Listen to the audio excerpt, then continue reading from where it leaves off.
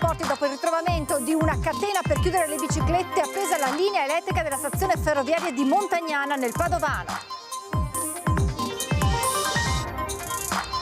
La morte a Fara dal Pavo della 72enne Fiorella Galeazzi, trovata senza vita e tumefatta per strada, lo sconcerto in paese, ipotesi morte naturale ma decisiva per fugare ogni dubbio sarà l'autopsia. Schianto mortale nell'Alta Padovana dove nell'impatto tra due auto ha perso la vita un 59enne del posto, gravemente ferita una donna. Già a Lonigo il corpo di un 44enne trovato lungo la provinciale. Manifestazione pro-Palestina a Vicenza, poco lontano da Fiera Oro, dopo gli scontri dell'anno scorso, centro storico blindato ma tutto fila liscio, auspicio di pace dopo la tregua a Gaza.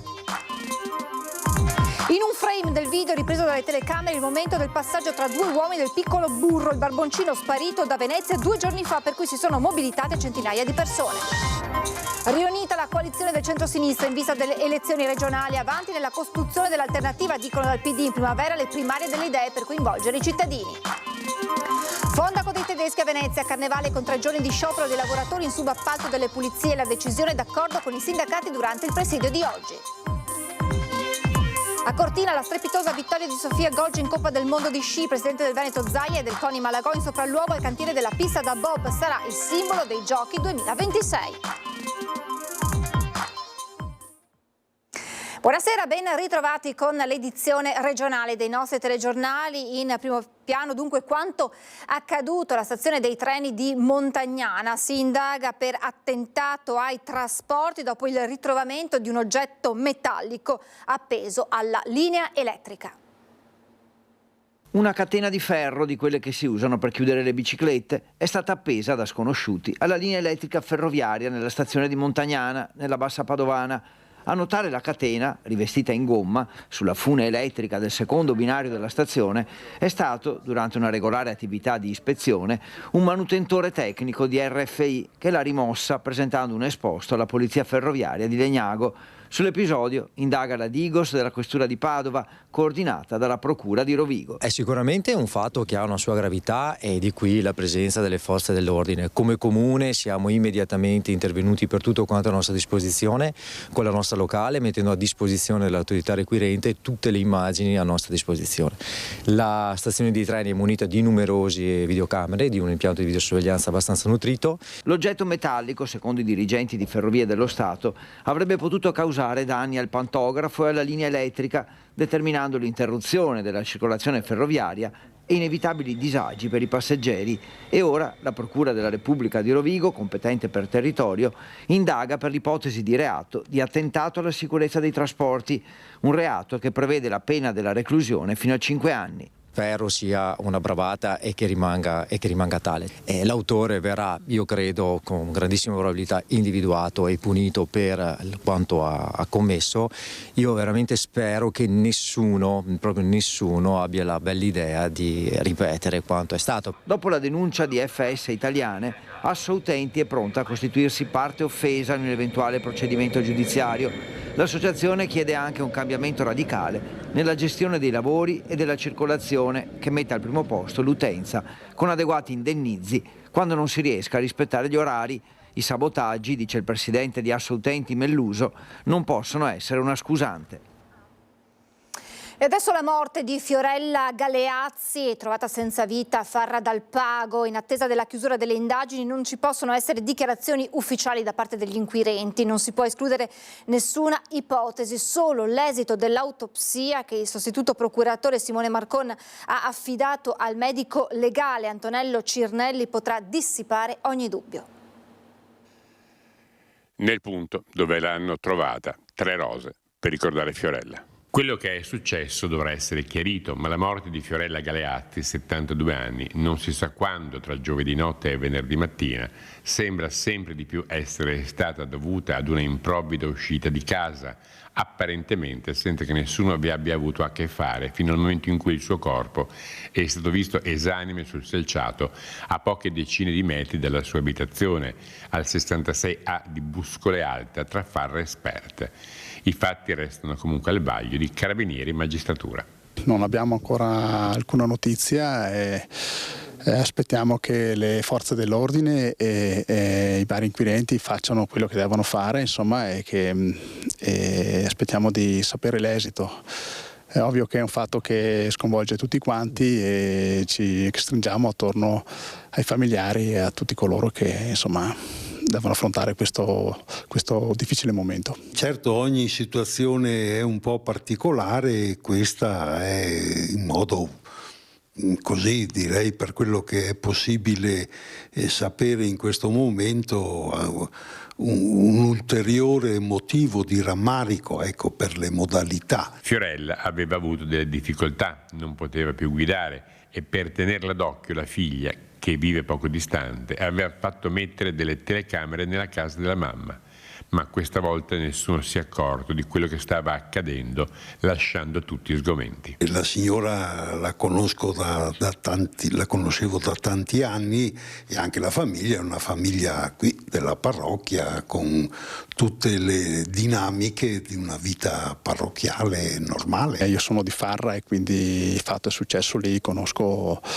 i familiari e mi sono visto con loro ieri e siamo qua. E ancora senza esito le ricerche di una 61enne veneziana e della sua auto nelle acque del lago Le Bandie a Spresiano. Operazioni complesse, conferma il sindaco. Sul posto oggi anche i familiari.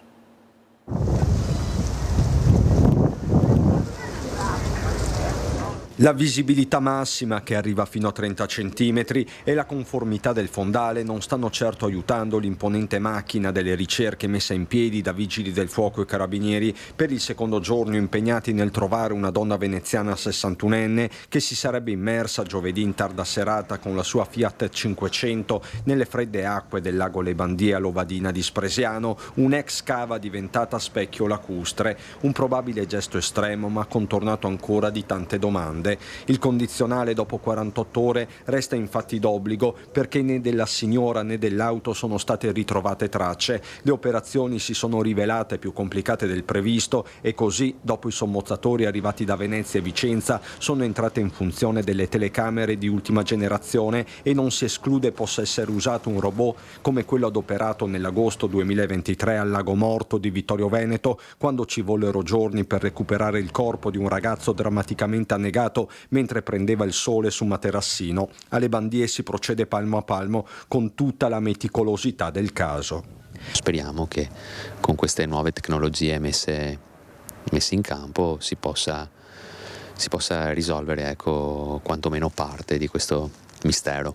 In riva al lago ad assistere all'operazione i familiari della donna residente a Santa Maria di Sala e che pare stesse vivendo un momento di fragilità. Proprio alla sorella giovedì sera la 61enne avrebbe comunicato l'intenzione di farla finita. L'allarme quando a ridosso della scarpata dell'invaso vengono trovati dei documenti e delle coperte, un paletto abbattuto e tracce di pneumatici sul fogliame. Il nome indicato sulle carte rinvenute rimandano alla 61enne che risulta fin da subito irreperibile. Lo stesso sistema di videosorveglianza, si scopre poi, ha ripreso l'auto girare per ore nell'area, ma non il momento del possibile inabissamento. Anche per questo resta una piccolissima speranza. Confido insomma che non si trovi nessuno dentro l'auto e fino a quel momento lì non possiamo dire nulla. Intanto andiamo avanti con le ricerche appunto e speriamo di sapere qualcosa il prima possibile. Schianto mortale nell'Alta Padovana, dove nell'impatto tra due auto ha perso la vita un 59enne del posto, ferita gravemente una donna. Tragico incidente stradale a Murelle di Villanova di Campo San Piero in via Cavin Caselle. Due auto si sono scontrate, un 59enne ha perso la vita e una donna è rimasta ferita in modo grave. L'uomo, residente in zona, Nicola Giacon, era alla guida di una Toyota Yaris che sembra si sia scontrata frontalmente con una Mini Cooper. Sul posto la squadra dei vigili del fuoco, accorsa dal distaccamento volontario di Borgoricco, che ha messo in sicurezza la zona dell'incidente ed estratto dalla Mini la conducente rimasta incastrata, che è stata poi stabilizzata e trasferita in ospedale. Purtroppo, nonostante i soccorsi e dopo lunghi tentativi di rianimare l'uomo da parte dei sanitari del 118, il medico ha dovuto dichiarare la morte del conducente della Yaris, Nicola Giacon, che viveva poco lontano dal luogo dell'incidente con i genitori, grande appassionato di viaggi. I carabinieri hanno deviato il traffico ed eseguito i rilievi del sinistro. La Procura di Vicenza ha aperto un fascicolo sull'incidente costato la vita ad un 44enne a Lonigo, il cui corpo è stato trovato ieri pomeriggio lungo la provinciale 17. È giallo sulle cause della morte di un cittadino indiano di 44 anni trovato morto a Lonigo da passanti lungo la circolazione nei pressi del ponte sul fiume Gua. L'uomo in sella ad uno scooter stava viaggiando verso le 15 lungo la strada provinciale 17, ma nessun testimone ha assistito all'incidente, pur essendo una strada trafficatissima. Il corpo è stato trovato al centro della carreggiata di destra in direzione Bagnolo. Da una prima ricostruzione dell'incidente da parte della polizia locale intervenuta, non ci sarebbero segni di una eventuale collisione con altri mezzi. La caduta potrebbe essere avvenuta per una manovra azzardata o forse per un malore. La procura ha aperto così un fascicolo per accertare l'esatta dinamica dell'incidente. L'uomo, residente a Gambellara, lascia una moglie e 2 figli. Si sono svolti nella chiesa di Volta Barozzo i funerali di Deborah Danieli, la 48enne deceduta all'ospedale di Padova per una presunta infezione. La procura ha aperto un fascicolo e disposto l'autopsia che è stata effettuata la scorsa settimana per stabilire l'esatta causa della morte. Saranno decisivi gli esami istologici sui campioni prelevati durante l'autopsia della donna e lo studio della documentazione clinica, ora sotto sequestro. Manifestazione pro-Palestina nel pomeriggio a Vicenza, da Piazza Castello fino a pochi metri da dove si sta svolgendo Fiera dell'Oro, centro storico blindato, ma fortunatamente non si sono registrati incidenti.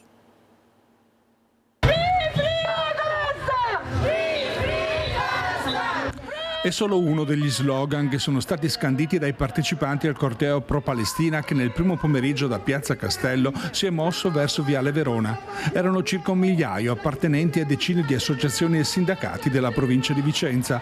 Oltre ai rappresentanti della comunità palestinese, anche il centro sociale Bocciodromo e Caracol, Rifondazione Comunista, l'Unione Sindacale di Base, l'Associazione Donne per la Palestina. Le diverse delegazioni hanno continuato a scandire slogan sfilando verso la zona di Vicenza Ovest, dove è in corso la Fiera dell'Oro. Tanti i timori per il ripetersi degli scontri che hanno caratterizzato la manifestazione dello scorso anno. Per questo il centro storico è stato blindato con presenza massiccia di agenti, con il controllo dal cielo dell'elicottero della Guardia di Finanza. Fortunatamente non si sono registrati disordini. Una manifestazione che si è svolta nel giorno della firma della tregua a Gaza tra Hamas e il governo israeliano, che domani prevede il rilascio dei primi ostaggi. Per questo da Vicenza si è voluto lanciare anche un messaggio di speranza. Il messaggio di speranza da Vicenza, che l'amministrazione comunale si renda conto che qua c'è una comunità palestinese che viene offesa, che sta piangendo da 15 mesi e non ha fatto nessun gesto di come ha fatto alla comunità ebraica. Noi vogliamo essere trattati alla pari, anche noi piangiamo i nostri morti, anche noi accettiamo le condoglianze dell'amministrazione, cose che non sono avvenute. Da Vicenza pure speriamo che questa tregua sia permanente e che i palestinesi adesso a Vicenza festeggiano con una festa di liberazione dalla guerra, insomma, che è un primo passo per la pace. E adesso la vicenda del piccolo Burro, un barboncino toy color caramello scomparso da Venezia 2 giorni fa. In un frame delle immagini delle telecamere di videosorveglianza di un B&B, il momento dello scambio nel parco di un supermercato in via Rampa Cavalcavia a Mestre, in cui il cagnolino con il cappottino blu, rosso e bianco viene ceduto in cambio di qualcosa, con tutta probabilità di denaro. Il video è in possesso dei carabinieri che stanno indagando per trovare chi ha sottratto il barboncino alla sua famiglia da Campo San Polo a Venezia giovedì verso le 18:45, quando è uscito per la passeggiata. Inizialmente si era pensato ad una fuga dovuta ad un momentaneo problema con il guinzaglio che si poteva essere sfilato, poi la denuncia ai carabinieri per smarrimento e la richiesta di aiuto su diversi gruppi Facebook, una mobilitazione di massa, ma ora sembra che Burro non si sia smarrito, ma sia stato rubato alla sua famiglia. Storia drammatica che fa sorridere, che vede coinvolto ancora una volta un cagnolino e arriva da Este. Questo timido cagnolino è Simba, uno Yorkshire di 5 anni, ed è lui che ha sventato una rapina all'Oasi del Pesce, un bar-ristorante che si trova a Deserto d'Este, Bassa Padovana. Quando la donna, minacciata con un coltello, ha iniziato a gridare, il cane si è avventato contro il ladro mordendogli le gambe. Erano le 18:40 di mercoledì scorso, è entrato uno travisato con passamontagna e di corsa si è fermato proprio in questo luogo e qui e ha puntato il coltello alla mia compagna che aveva in braccio la bambina di mia figlia di 1 anno e ha chiesto dammi soldi, dammi soldi, dammi soldi, dammi soldi continuamente. Mia figlia al momento è stata un po' pietrificata, io ero vicino alla cassa. E in quel momento lì, dopo ha visto che la cosa si faceva veramente seria, ha cominciato a urlare, Simba e Emma, l'altro cagnolino, si sono avventati contro, noi abbiamo preso coraggio, gli siamo andati, io sono venuto contro anche di lui e questo si è levato alle gambe tirandosi Simba per i piedi perché l'aveva attaccato. Per la famiglia Sartori, che gestisce da 4 generazioni il locale, che ha più di 100 anni, uno spavento enorme, soprattutto per la presenza del coltello. Cioè, siamo stati bloccati all'inizio e dopo la notte non siamo riusciti a dormire perché è un shock incredibile. Frutti ne abbiamo avuti, ma il frutto è diverso, questa è una rapina, è tutta un'altra cosa. Per vedere il coltello. Per vedere il coltello impiantato sulla gola non è una cosa piacevole. Le indagini sono affidate ai carabinieri che stanno visionando anche le immagini delle telecamere della zona per risalire il rapinatore. E sono arrivati immediatamente, proprio quasi subito, solo che vedo col buio che c'è là in fondo, che non c'è lampioni della luce, non c'è niente e si è dileguato. La politica riunita alla coalizione del centro-sinistra in vista delle elezioni regionali. Abbiamo lavorato ad un programma comune, ad una visione del Veneto. Il nostro obiettivo è essere alternativi al centrodestra che peraltro nel corso di questi mesi, di queste settimane sta dando uno spettacolo abbastanza indecente. Di telenovela parlano i Dem sui tira e molla di Zaia arroganti, accusano le pretese dei partiti di destra sul Veneto. Si mostra invece compatto e deciso a correre unito il centro-sinistra, forte anche della spaccatura interna alla maggioranza. Si accelerano i tempi per mettere le basi dell'alleanza, preparandosi a presentare il nome di chi sfiderà il centrodestra alle prossime regionali, con l'incontro congiunto di Partito Democratico, Alleanza Verdi-Sinistra, Movimento 5 Stelle, Veneto che vogliamo, Più Europa, Volt, Partito Socialista e Movimento Socialista Liberale. Di grande passo avanti parla il senatore e segretario Dem Veneto, Andrea Martella. Stiamo definendo la nostra alleanza, il nostro programma e questa nostra non è una corsa ai nomi, come avviene dall'altra parte, che pare essere l'unica cosa importante. La nostra è una capacità di stare assieme, di proporci al Veneto come alternativa, con questo ampio schieramento di forze politiche e civiche che innanzitutto si ritrova intorno ad una visione, a un programma comune e che vuole sfidare il centrodestra per il governo della nostra regione. Primarie delle idee, così si chiama lo strumento di partecipazione popolare su cui il centro-sinistra sta lavorando.